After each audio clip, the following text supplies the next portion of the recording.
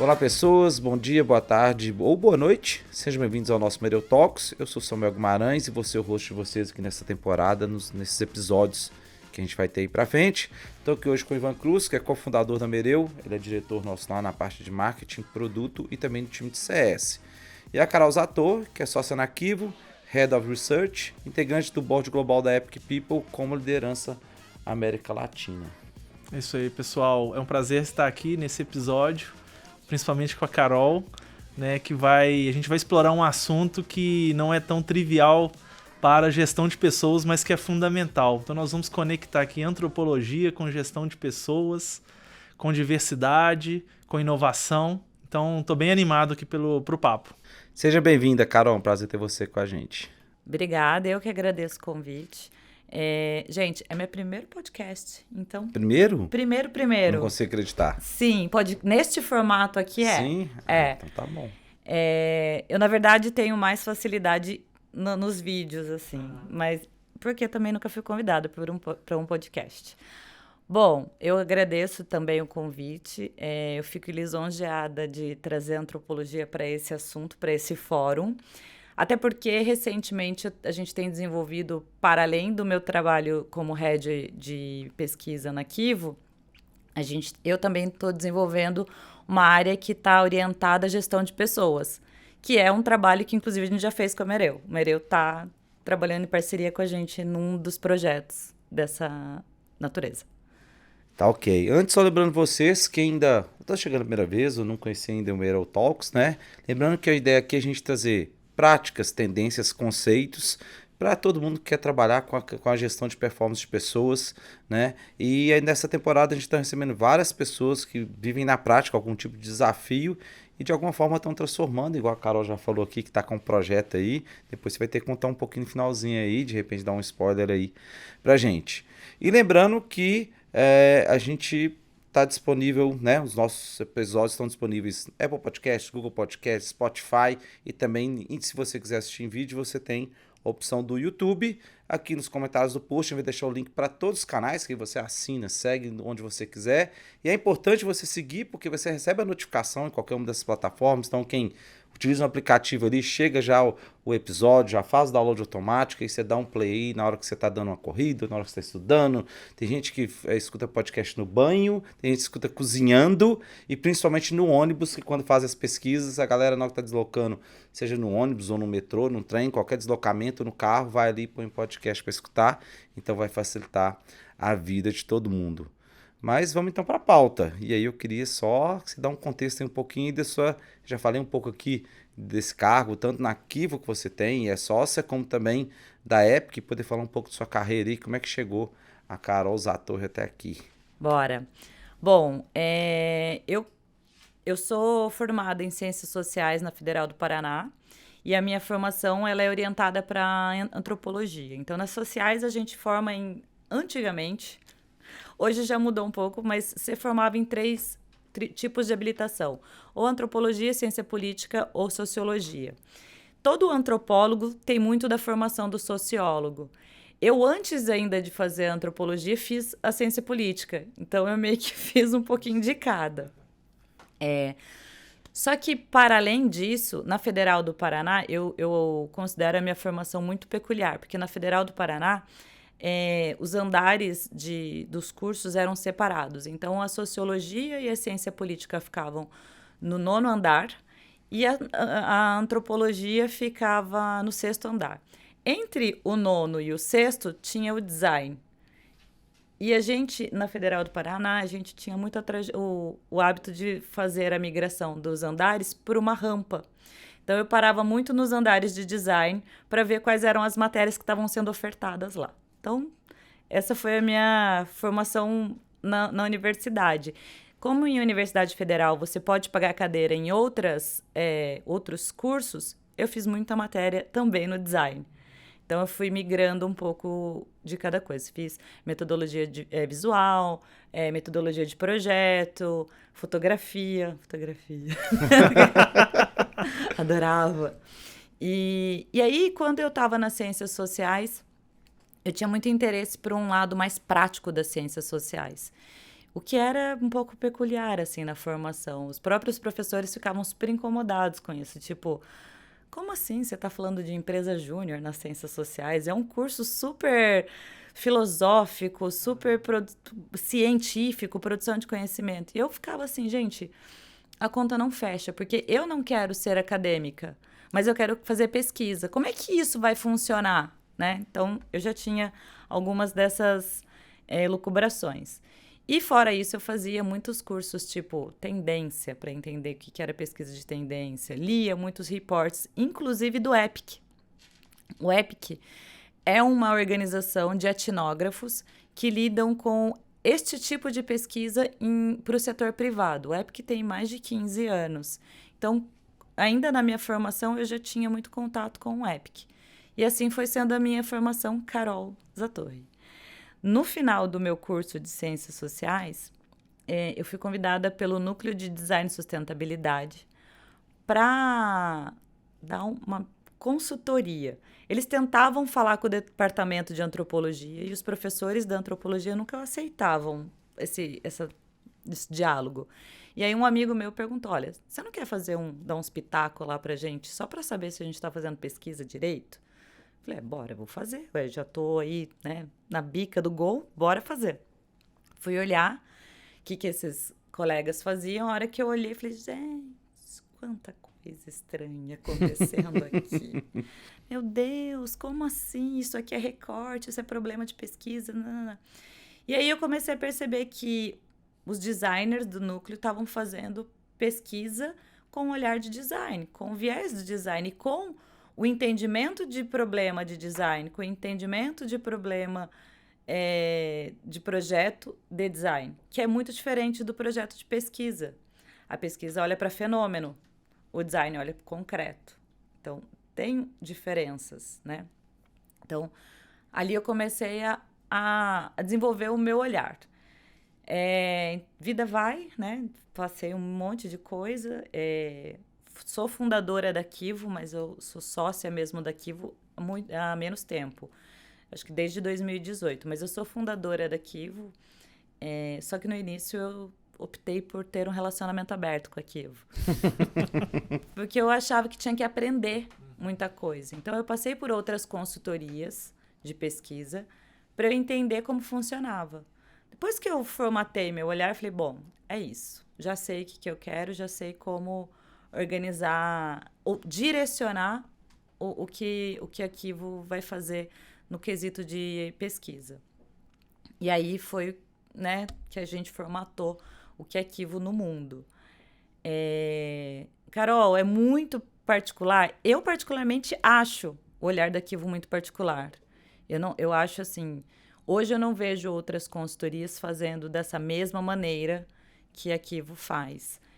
Tem colegas, o Michel Coforado, na Consumoteca, que ele faz algo parecido, mas muito orientado ao comportamento do consumidor. A gente faz muito orientado para a inovação. E aí, quando a gente aproxima de inovação, a gente até olha para as inovações dentro das organizações, que são mais ecossistêmicas. E aí cai na pauta que a gente vai chegar. EPIC.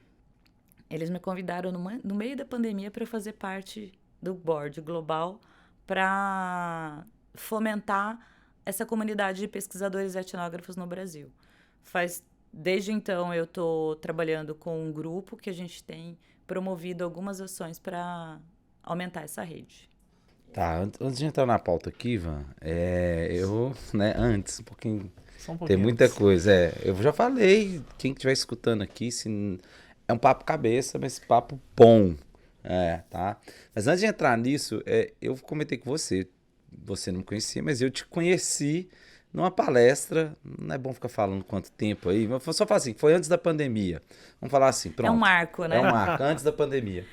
No Rectal, lá em Santa Rita de Sapucaí, e eu não me recordo o título da palestra, assim, mas me chamou a atenção, não sei se é alguma coisa na parte de design, devia ser, porque eu vim da parte de comunicação e estava trabalhando com precisamente inovação, design thinking, alguma coisa chamou a atenção. Mas durante a palestra, e por isso que eu lembrei do nome dos atores que eu brinquei com você teve um slide, vamos dizer, que acho que tinha um slide, eu tenho que procurar isso no meu Instagram, que tava lá.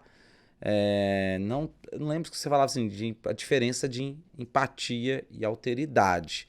E você nem demonizou uma coisa ou outra, você só colocou, queria que você trouxesse essa curiosidade, porque quando a gente fala, principalmente no mundo de negócios, é a coisa mais normal a gente ouvir.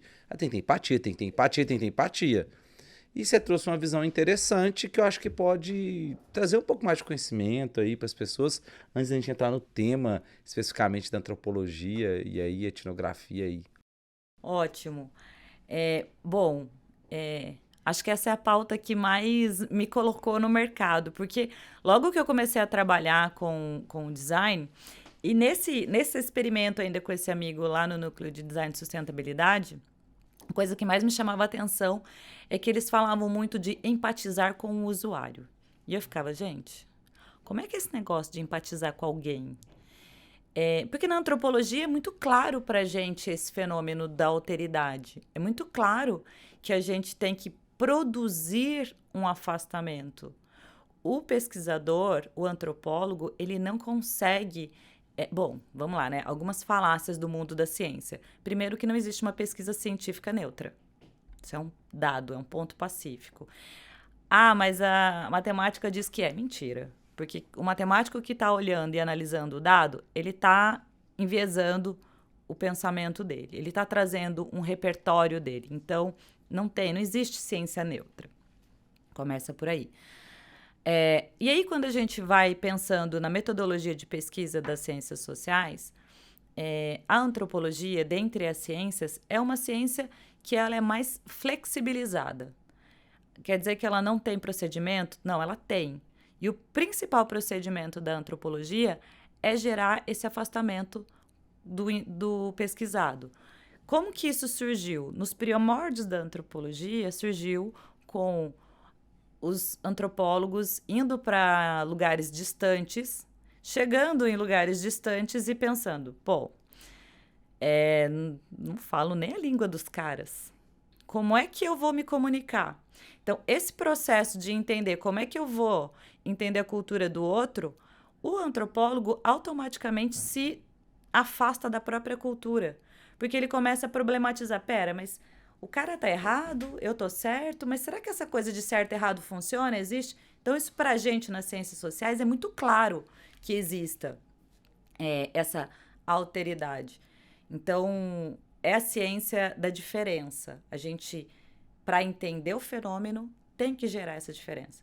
Quando os antropólogos, os designers vinham com a história da empatia, eu já ficava assim, tá. Fala aí para mim qual é o conceito de empatia que você tem, então.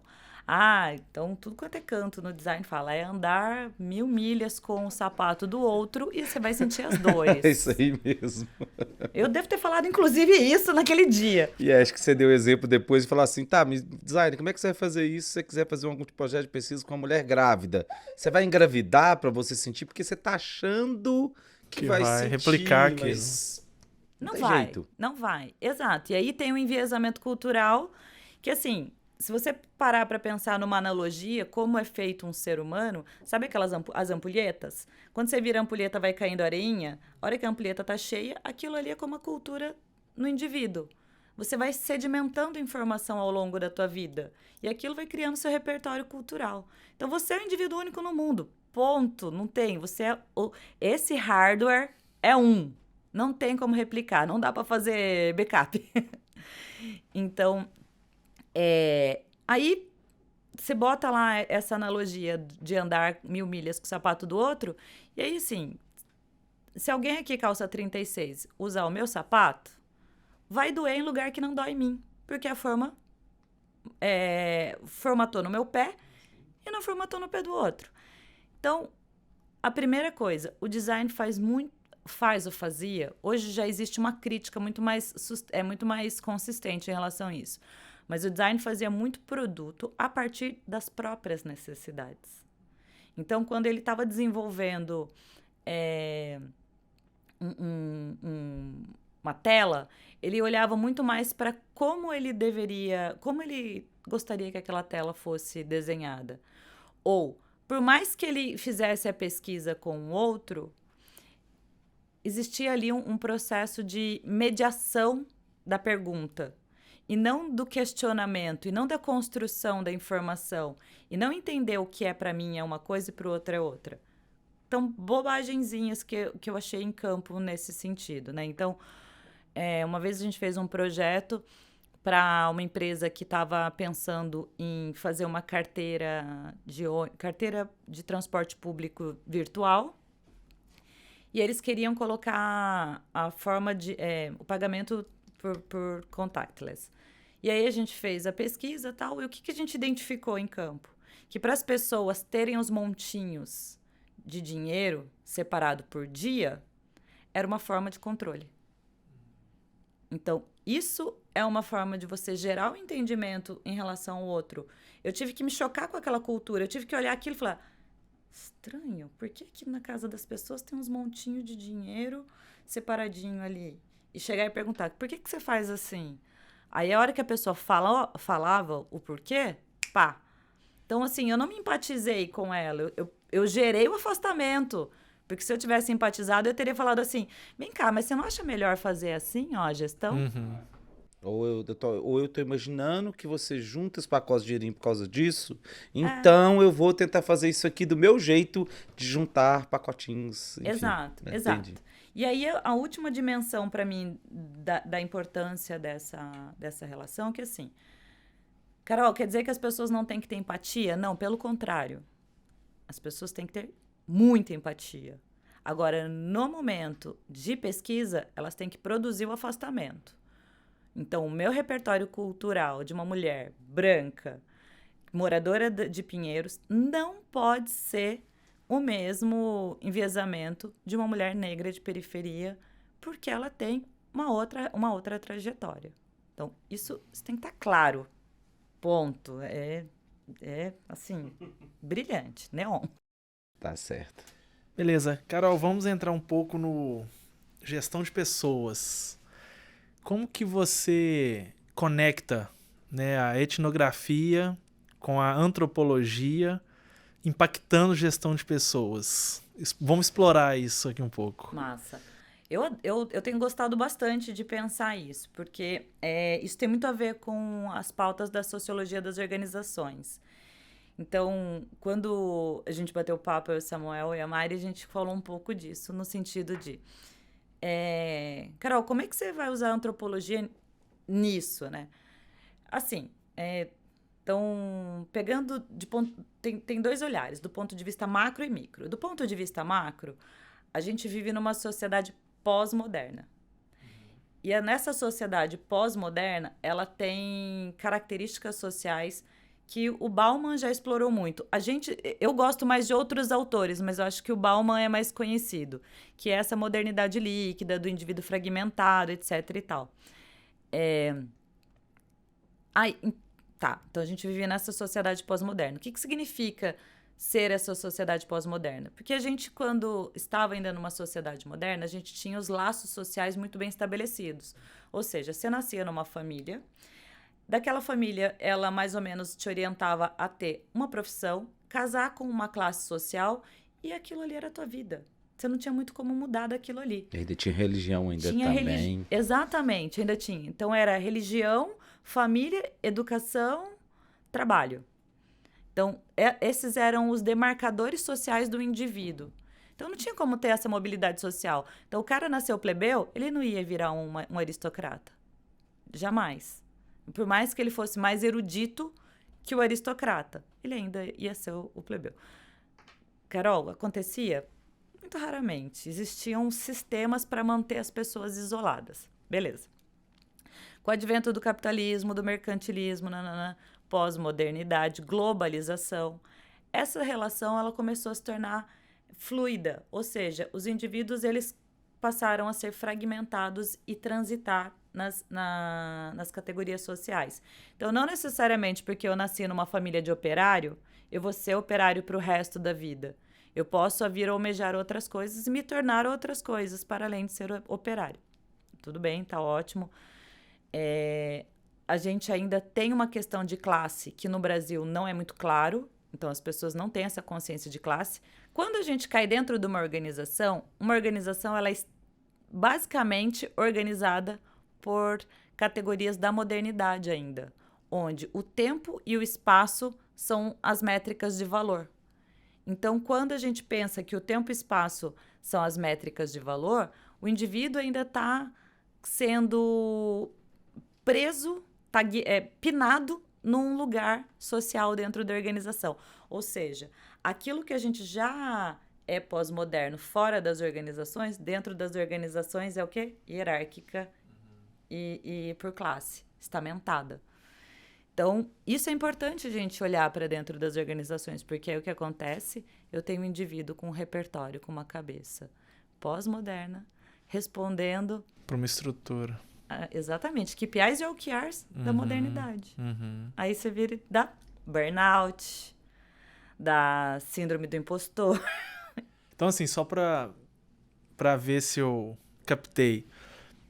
As pessoas, elas querem mobilidade, elas querem testar coisas novas e talvez isso dentro das organizações isso não seja possível porque ainda essa mobilidade ali ainda não é uma realidade. Entra em choque. Então, por exemplo, assim, o projeto que a gente está trabalhando, que a Maria trabalhou com a gente, que é um projeto dentro da Ambev. É um projeto para a formação de lideranças negras. Nesse projeto, a gente trabalhou com os líderes negros o que é racismo e o que é racismo estrutural. As pessoas passaram a identificar o que é racismo e o que é produtividade. Então, os KPIs e os OKRs precisam ser revistos dentro da empresa, porque muitos deles estão relacionados à produtividade, mas eles estão orientados a entender que a empresa é uma empresa branca. Sim. Porque inglês, vamos lá. Inglês é um OKR, uma soft skill extremamente elitista. Quem no Brasil que tenha vindo da periferia tem um bom inglês para entrar dentro de uma organização? Sim. Então, tá aí o papel da antropologia. Tem uma frase do Pierre Bourdieu que ele fala que o papel da sociologia é mostrar o que está escondido. Na linguagem dele, tá, gente? Eu fiz uma licença poética aqui. Mas mostrar o que está escondido. Então, a antropologia, ela olha isso de uma maneira micro. A sociologia, ela olha isso de uma maneira macro, olhando para dados supranuméricos e entendendo o movimento sociológico dentro da organização. A antropologia, ela vai para pensar olhando para os indivíduos e entendendo como é que esse mecanismo está se movimentando. Vou fazer uma pergunta, fora do script. A holocracia, ou aquelas empresas que são autogerenciáveis, tipo né? Os Apos, né? Tipo os Apos.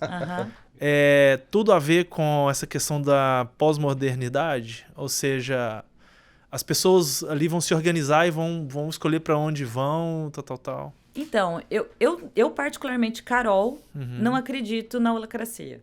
Eu acho que existem formatos mais horizontais de empresa, mas a gente ainda precisa entender o que alinhamento. O alinhamento. Até porque, assim, dentro de uma empresa, para além dessa estrutura, a gente tem gerações.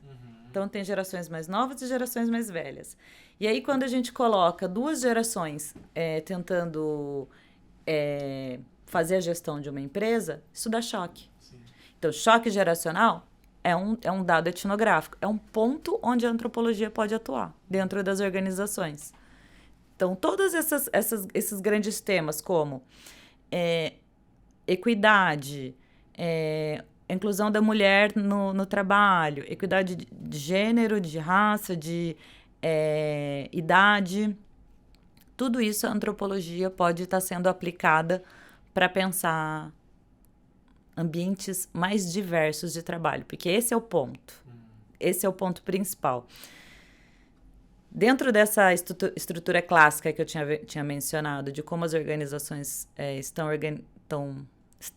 montadas e como a sociedade também está montada, a gente tem uma palavrinha, que é uma palavrinha que às vezes é palavrão, que é o patriarcado, né? Então, o que acontece? O sistema patriarcal, ele é o sistema que privilegia os homens branco, de elite e eurocêntricos.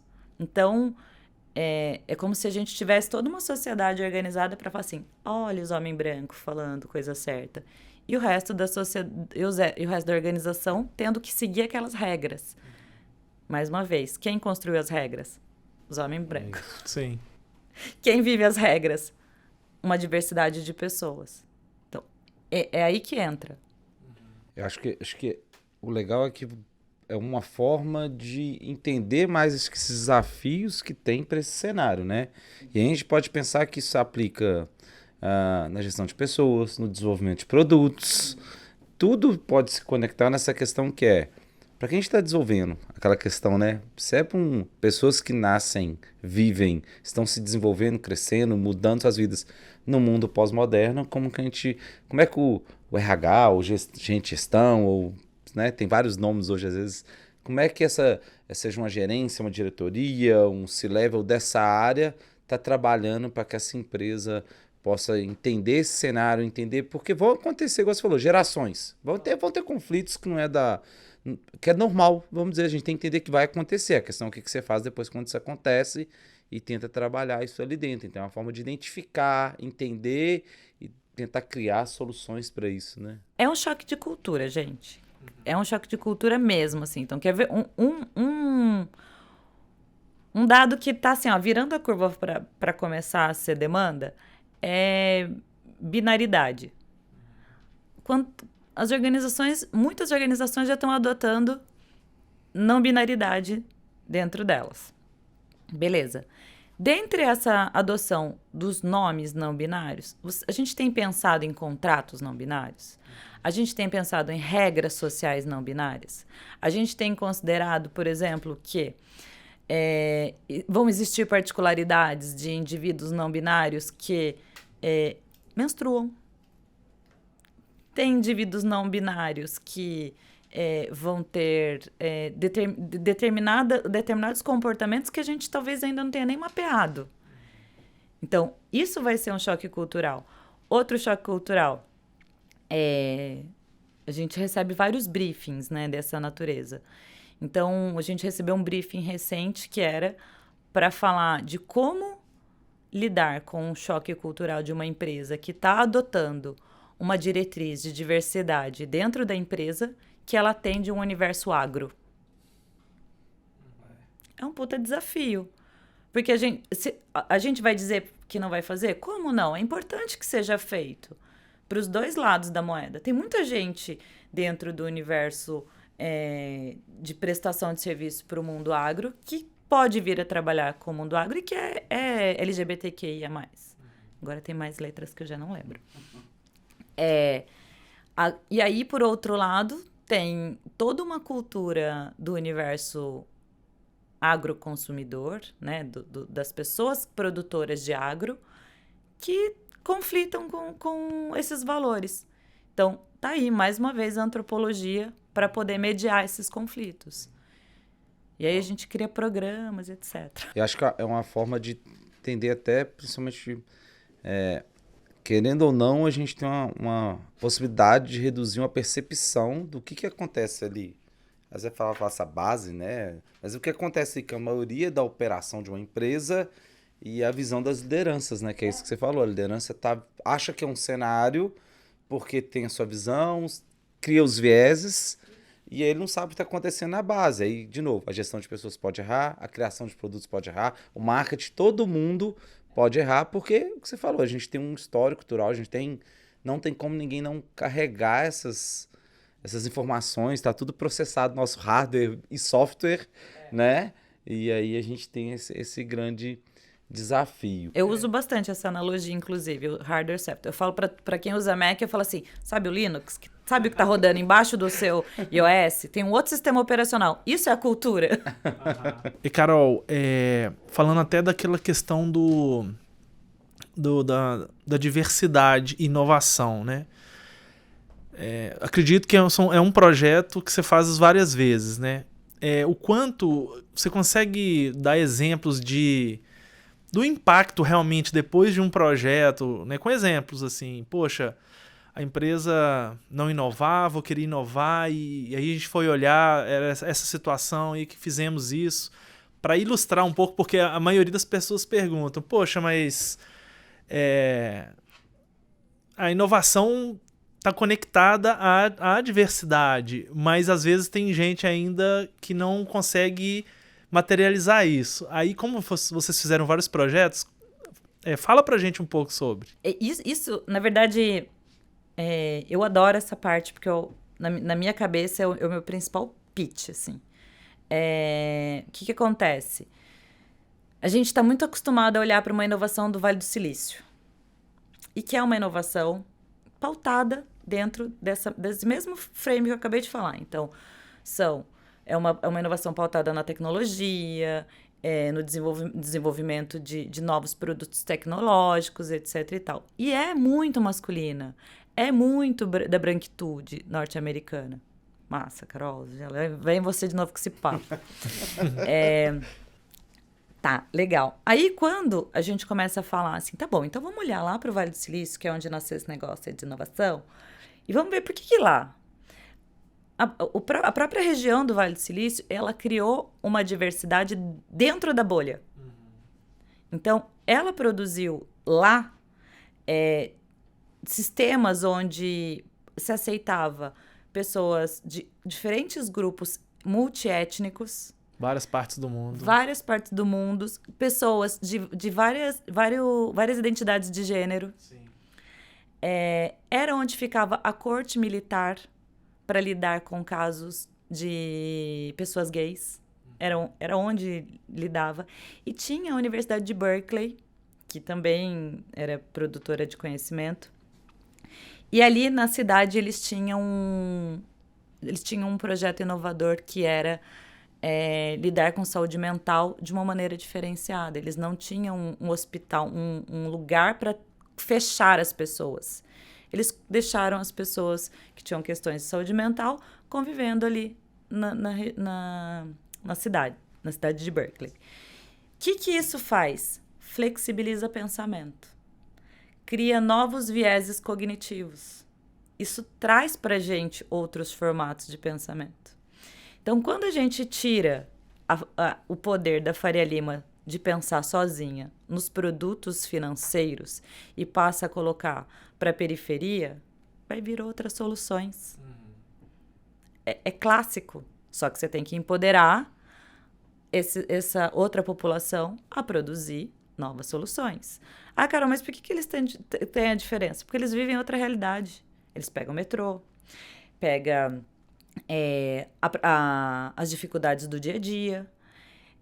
Eu tive o ano passado, foi muito interessante, eu tive ano passado a convite da CUFA, a Central Única de Favelas, lá em Heliópolis, para ver os projetos, para dar uma observada nos projetos que eles têm lá. E eu achei aquilo incrível.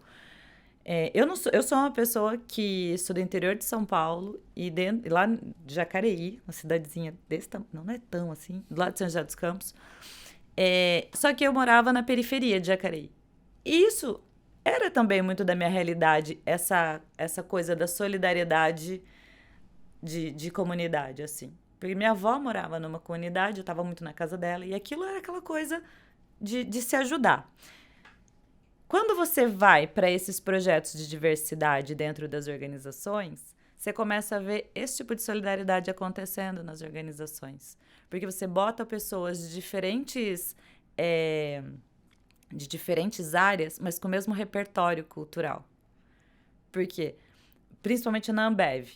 Quem tem o repertório cultural da Ambev de pessoas negras são pessoas de periferia. Hoje tem uma ou duas lideranças negras dentro da Ambev. Dentre elas a Michele Franca, que é a sponsor do projeto. E aí as pessoas todas se reconheciam, as falas. Ai, comigo também aconteceu isso também. E aquilo criou um agrupamento. Quando criou o agrupamento e se desenrolou o projeto, etc e tal, a última etapa do nosso projeto é fazer com as pessoas participantes do projeto uma espécie de uma Startup Weekend e desenvolver com eles soluções. A gente desenvolveu com eles soluções para a própria Ambev. De todas as soluções, nunca tinha aparecido nas startups que entravam em contato com a Ambev. as soluções que saíram, elas todas conectam com a Ambev com a necessidade real da Ambev, porque são pessoas que estão na produção enxergando o mundo por uma outra ótica, por uma outra lente. Não estão olhando para a gestão financeira. Lógico, teve toda essa parte para apoiar os trabalhos, mas eles estão trazendo soluções de outra natureza. Então, numa outra palavra, a tal da gambiarra, né? O brasileiro é muito bom em criatividade, só que a gente tem que estimular para que essa criatividade seja usada para fins de produção de solução em diversidade em solução. É nesse sentido. Então, a Ambev, temos esses casos de exemplo que super funciona. Eu fui chamada o ano passado para fazer parte da banca era tipo um hackathon, chamava Perifaton, da Magalu, para ver projetos de logística na periferia. Gente, realidade que só a periferia vive. Não tem como. Eu quero desafiar, tipo, implementar logística no Brasil, se não se aproximar. Logística, imagina, é o calcanhar de Aquiles do... De todo mundo, todos que precisa chegar na ponta, né? E uma curiosidade, por exemplo, as empresas quando procuram, onde você acha, né, ou que você pode falar que nasce a dor? Na cabeça, sei lá, do fundador, eu quero ser mais diverso, eu quero resolver esse problema, e por que não aparece em outras, né, essa questão de trabalhar essa questão dentro das organizações? Eu acho que assim, a pauta ESG ela tem fortalecido a discussão, exato.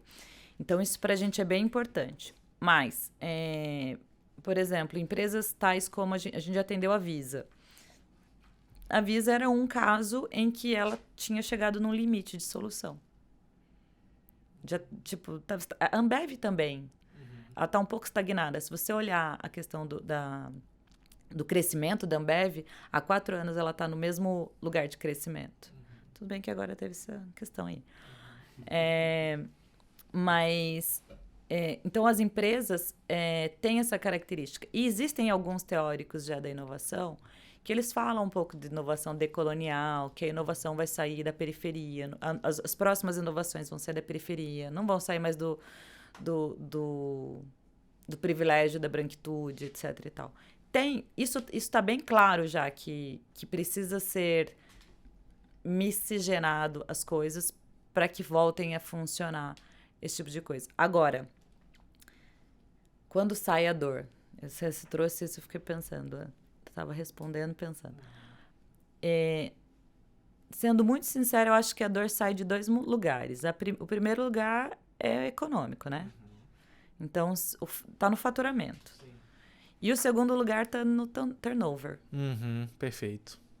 Onde as pessoas não param, ficam ali. Não ficam. Então... E você falou uma coisa que também, enquanto você vai falando, a gente vai conectando, né?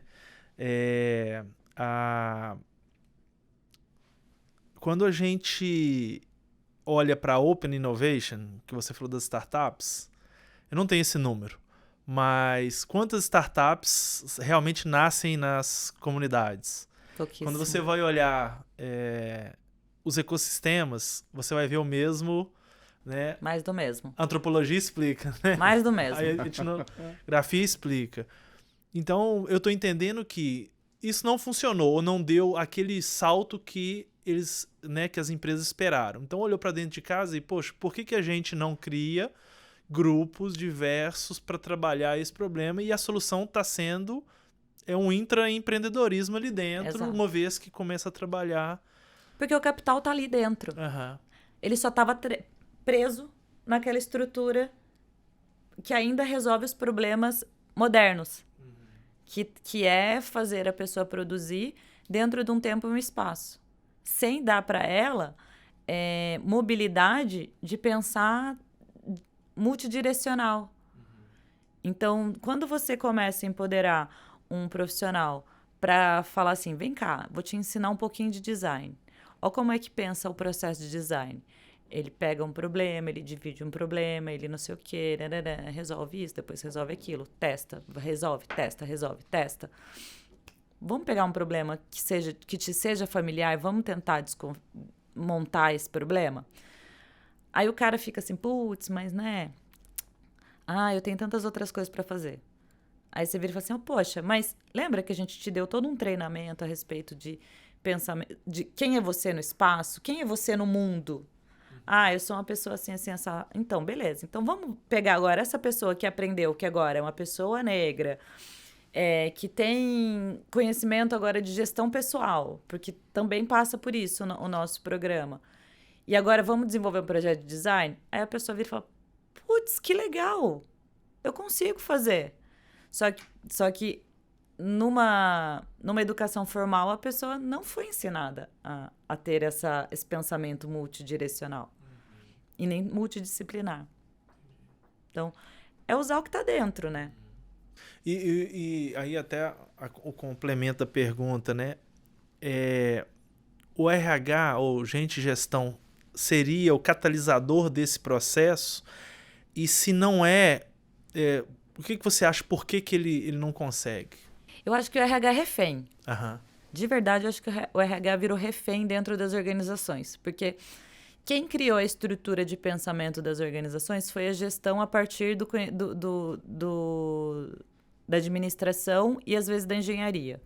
E o RH precisou formatar o seu próprio conhecimento para responder à administração e à engenharia. E aí ele engessou. Ele acabou tendo que... Eu vou andar na trilha daquele cara e vou engessar o meu, porque eu vou tentar ser ponte. E ele engessou. Chegou um ponto que ele engessou. Ele não conseguiu mais ser ponte.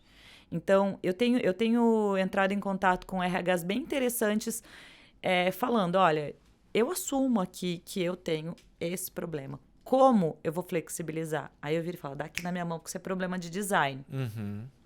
Com cabeça de antropóloga, né? Porque sendo um problema de design, eu tenho que arranjar a solução de desengessar o problema dela, da pessoa, do RH. Mas eu vou desengessar fazendo esse distanciamento do que eu conheço e do que a pessoa conhece. Falei, poxa, olha, então ela pensa... É muito claro, na Ambev a gente fez um exercício, quer ver? Eles tinham lá uma métrica que era visão longo prazo. E aí, quando a gente isso foi muito bonito de ver. O reconhecimento das pessoas quando elas se identificaram enquanto pessoas negras, sabendo assim, você é uma pessoa negra? Sou. Por quê? Porque minha pele é negra. Tá? Ou, você é negro? Eu não sei, porque minha pele é branca. Então, dentro da organização, eu sou uma pessoa negra de pele branca. A organização não me reconhece como uma pessoa negra. Então, quando a gente apresentou para as pessoas as categorias antropológicas, socioculturais, para elas se identificarem enquanto pessoas negras, a gente, na sequência, colocou um trabalho de gestão de pessoas. Então, falou assim, olha, a gente botou. Então, você como uma pessoa negra, o negro no Brasil foi socializado como muito servil. Então, é um dado histórico. Então, geralmente, as pessoas negras que estão dentro das organizações, eles tiveram contato com famílias que eram mães domésticas, pai, trabalhava em zeladoria, etc., cozinha, etc. e tal. Então, a síndrome de impostor da pessoa negra, ela tem uma propriedade, é própria, é de uma própria natureza. Eu, Carol, não faço ideia de como isso operacionaliza, mas operacionaliza. E é fortíssimo, gente. Se tem um troço que não tem como a gente brigar contra, é a cultura. Ou melhor, tem como, mas leva tempo. Leva tempo. E aí, quando a gente trabalhou essas categorias na cabeça da pessoa, e fez um trabalho de gestão de pessoas, de empoderamento, mentoria, etc. e tal, essa pessoa conseguiu se enxergar em cargos de diretoria, em cargos de... um deles saiu com a meta de virar CEO da empresa. Bacana. Coisa que antes, no início do programa, não acontecia. As pessoas não sabiam nem por que estavam ali Estou em cargo de liderança, mas eu não sei muito bem como vai ser essa liderança. Então, é esse trabalho. Então, a gente pega uma métrica que é da empresa, a gente desconstrói na cabeça da pessoa para trabalhar e a pessoa conseguir reconstruir. Olha, isso era uma pergunta, mas eu acho que você respondeu, né? Que era como a área de gente de gestão pode se posicionar para vender isso mais, né? Sim, total. Então, é conectar a uma métrica, né, financeira ou finalística do negócio que realmente impacta o business. Exato, exato. A gente, para ter uma ideia, a gente fez um trabalho com os gestores dessas lideranças para ensinar os gestores a usar a liderança para potencializar as próprias métricas de área. Então, a gente falou assim, tá aqui, é esse quadro. Então, vocês vão trabalhar. Então, por exemplo, vou dar um dos exemplos lá era tornar as discussões mais diversas. Então, criar exercícios dentro da mesa onde cada um vai falar por vez. Ah, mas as pessoas não querem falar. Você vai ter que estimular. A gente está quase terminando aqui, mas mais não, né? Mas uma coisa que você falou muito de cultura. E aí, como falei, vamos estudar um pouquinho disso, porque eu me peguei numa... Óbvio que tem muitos estudos, pessoas colocando, mas uma diferenciação bem forte da cultura organizacional e como a administração coloca isso nessa caixinha da cultura organizacional, e é o que as empresas mais falam que querem fazer. Eu quero fazer um trabalho, quero mudar minha cultura, eu tenho tal cultura, eu quero mudar para a outra. E quando você pega na antropologia e também na etnografia, mas principalmente, né, pela visão antropológica, pode ter um problema aí, porque talvez não a gente não, né? Não sou antropólogo. A antropologia não vê como você consegue colocar nessas caixinhas que a visão administrativa da administração consegue fazer.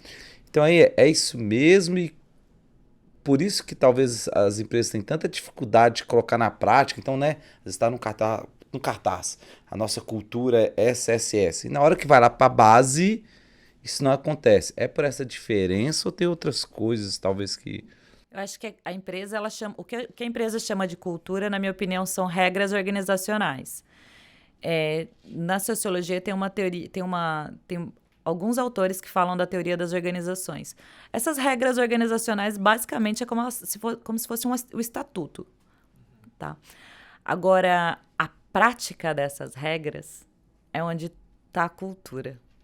E a cultura, ela é meio água, assim. Então, você acha que está segurando ela aqui, ela escapou. Ela tem esse fenômeno. Tem um perfil no Twitter que chama... No Twitter não, acho que no Twitter também. Mas no Instagram, que é Memestros. Que faz várias referências a algumas teorias antropológicas de maneira memerística, assim. E tem uma que eu adoro, que é, assim, um peixe dentro de um aquário. E aí, como se alguém viesse e falasse pro peixe, assim, por que você está na água? E o peixe virar e falar, água? Não sabe o que é água. Isso é a cultura na nossa vida. A gente não faz ideia da operação dela. Então, a gente precisa... Por isso que eu pego muito no pé de que... Carol, você acha que todo mundo pode fazer pesquisa? Acho. Carol, você acha que todo mundo pode fazer uma pesquisa com esse caráter que vocês entregam? Não. Eu acho que existe um preparo, um repertório sociocultural que vem da formação do antropólogo, que vem da formação do cientista social. A gente passa por um processo muito intenso de entender o que não é. Hoje eu estava discutindo com uma pessoa dentro da Kivo, a gente estava falando de feminino e masculino, e aí eu virei e falei assim, você já parou para pensar? Eu falei, eu quero olhar para uma ideia não patriarcal de feminino. Aí ela olhou pra minha cara assim, tipo, mas por quê? Eu falei, porque você já parou pra pensar que o feminino que a gente conhece, ele é um conceito patriarcal. Porque vem de uma estrutura de pensamento e conhecimento patriarcal. E é a mesma coisa dentro das organizações. Então, quando a gente pensa dentro a cultura de uma organização, Hoje eu tenho condições de dizer qual é a cultura dentro da Ambev, porque eu vivi muitos dias com 70 profissionais de dentro da Ambev. Então eu sei que a questão da urgência, a questão do nada fixo, a questão até uma atribulação organizacional que tem lá dentro faz parte de uma cultura Ambev. E às vezes era um problema pra gente, porque nós, time Kivo, a gente tinha que parar e falar pra eles: gente, parem, vocês precisam parar, calma. Não é urgente agora, a gente sai um pouco, despluga dessa cultura. Só que é tão forte para eles que eles resistem. E aí é um trabalho de dia a dia e que o RH tem que fazer o tempo inteiro. E às vezes a cultura não é algo... eu quero... A nossa cultura tem que ser essa. Mas é mais forte do que isso. A cultura é o reflexo Da operação. Dos dia a dia.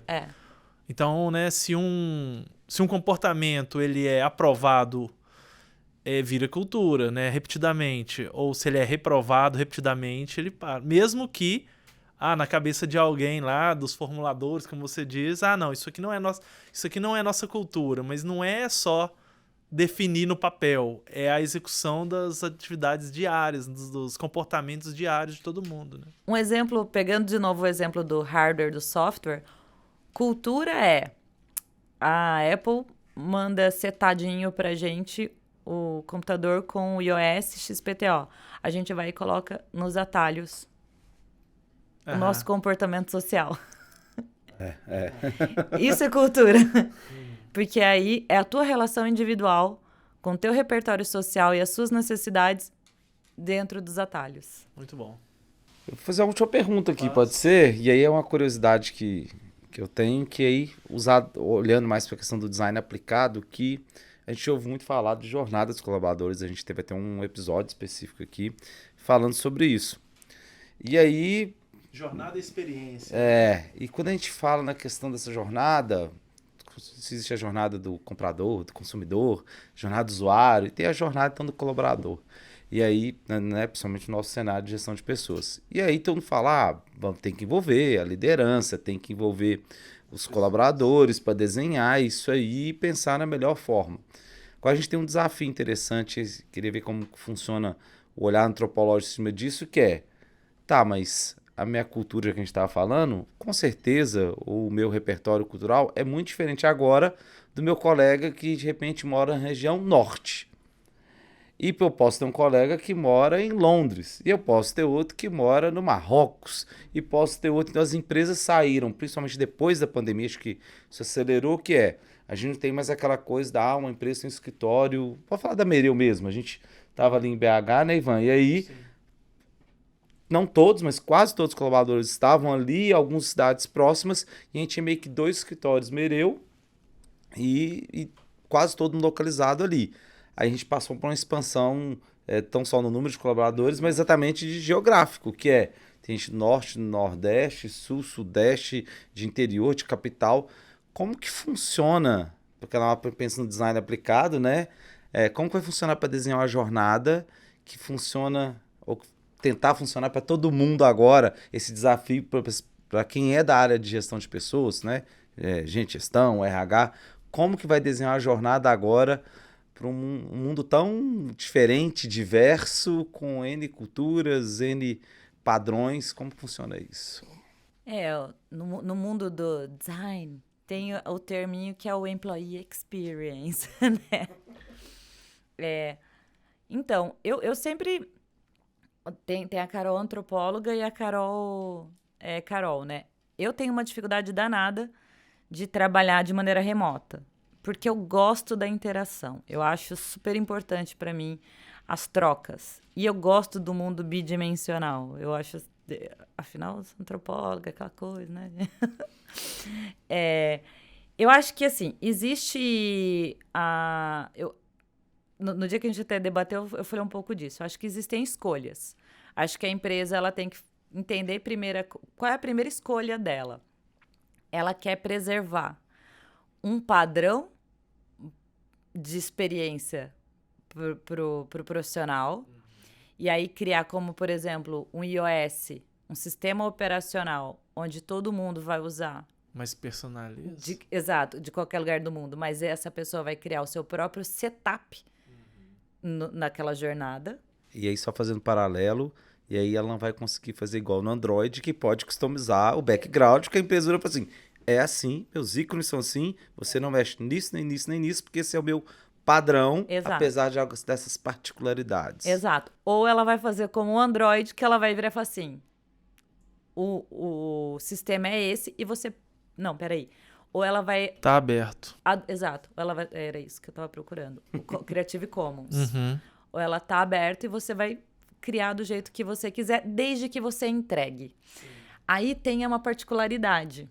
Lembra que eu falei do problema da modernidade e da pós-modernidade? Então, as empresas, elas estão habituadas a cobrar pelo sistema hora-pessoa. Uhum. Não vou usar o termo clássico, tá? Por questões óbvias. Eu falei o tempo demais de homem branco aqui. Então, hora-pessoa. E aí, se a empresa ela olha para essa métrica hora-pessoa, ela vai buscar eficiência. Se ela vai buscar eficiência, ela quer encurtar o termo hora-pessoa, porque ela precisa de lucratividade. Se ela começar a olhar com outro padrão de cobrança, de outro KPI, outro OKR, para sustentar a sua operação, ela vai deixar de usar essa mesma realidade. Ela vai poder, por exemplo, usar o Kanban, uma ideia, o Kanban do design, para entregar a tarefa.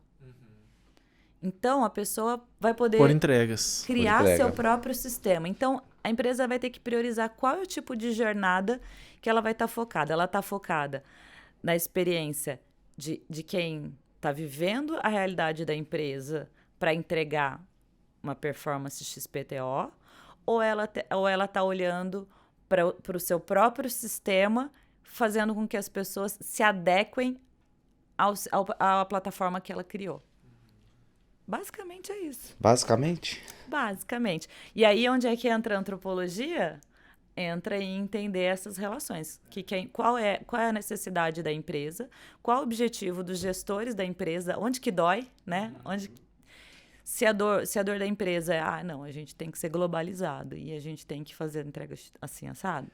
Então, isso que você falou é bem interessante, porque hoje, né, tem algumas empresas, por exemplo, que terceirizam muito, né? Tipo, os freelas. Basicamente, você paga por job. Agora, quando você vai para dentro da empresa, é difícil de você conseguir definir entregas para todo mundo, todos os dias, Então, fica mais fácil, talvez, para a organização ir na hora, né? Quanto custa a hora? Tem umas coisas que nem agora, né? Tá acontecendo esses layoffs aí, etc e tal. Isso é outra coisa que vai, assim, ó, na curva... Já tá assim, ó, virando esquina para dar problema, e a antropologia também, a sociologia também pode ajudar nisso. Por quê? Qual é a dimensão ética de você trabalhar com pessoas plug and play? Sim. Porque são pessoas. E aí, trouxe a plug and play, você vai lá e, tipo, no outro dia a pessoa acorda, vai logar no e-mail e não consegue. E a dimensão ética disso? Isso sem falar na própria dimensão cocriativa, né? Aquele indivíduo que desenvolveu junto com a empresa determinadas soluções.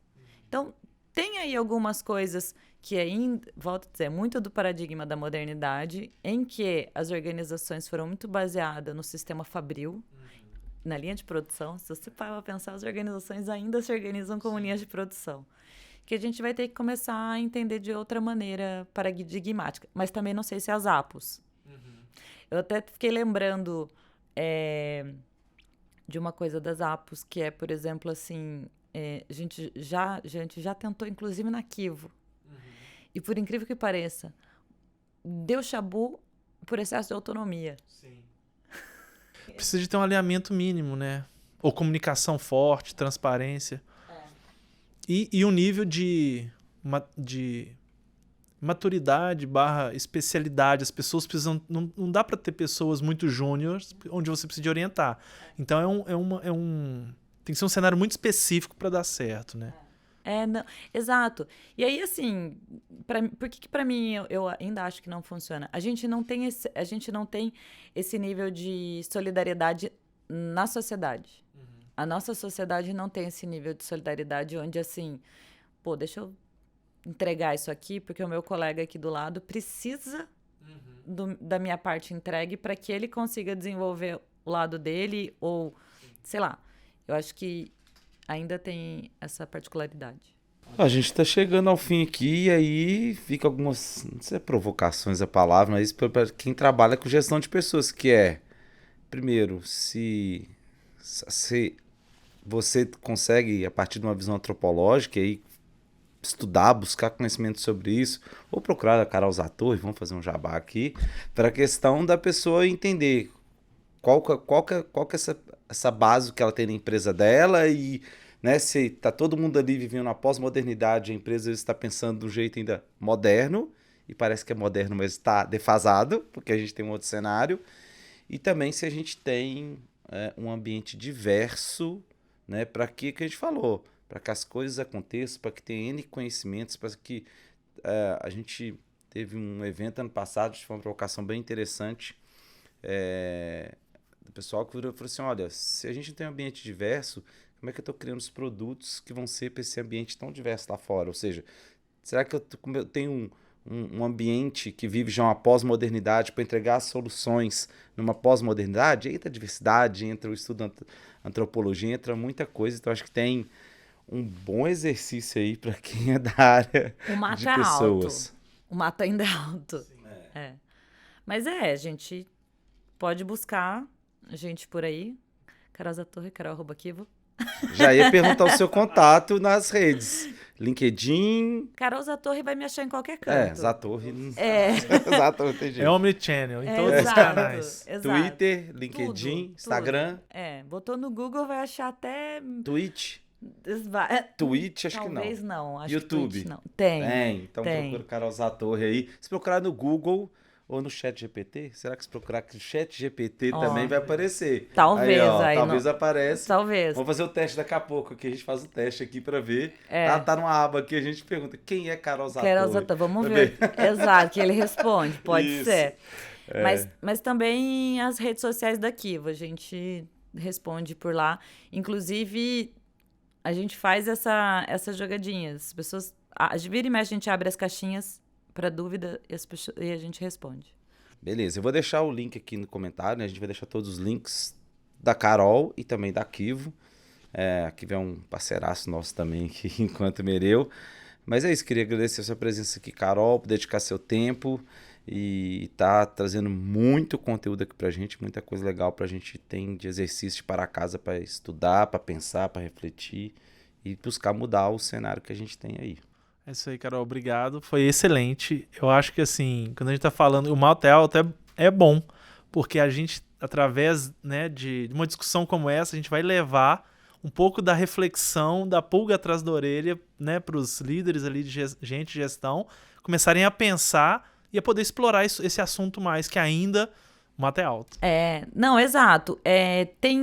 Se eu puder, assim, citar um autor, assim, ele, na verdade, ele tem um capítulo de um livro, é o Anthony Giddens, o livro chama Sociologia, é um livro, assim, um catatal, e dentro ele tem um trecho chamado Teoria das Organizações, e ali ele faz um apanhado histórico explicando esses teóricos das organizações, e é bem didático, é um livro, inclusive, feito para o 2º grau, então, às vezes, é interessante para poder começar a pensar. Por exemplo, tem autores que pensam as organizações, mas do ponto de vista institucional. Então, organizações públicas, privadas, etc. Só que nesse mesmo capítulo cai num trecho só sobre organizações privadas, empresariais, industriais. E aí é legal porque mostra bastante essa discussão do problemas da modernidade e pensamento da pós-modernidade. Bacana. Obrigado, Carol. Foi sensacional. Então é isso, gente. Até a próxima semana. Tem novo episódio. Abraço e beijo para todo mundo aí.